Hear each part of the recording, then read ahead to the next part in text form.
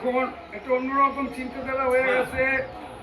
সংসার সৃষ্টি নানান ঝামেলায় এখন বয়স হলে জড়িয়ে যেতে হয়, নানান রকম মাথায় টেনশন থাকে, হয় না।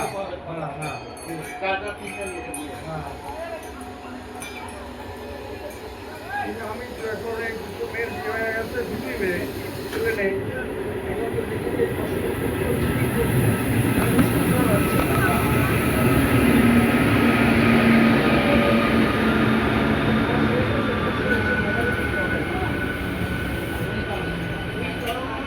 এখন আমি ওদের একটা সাইডে দিচ্ছি, তোরা মন্দির কর।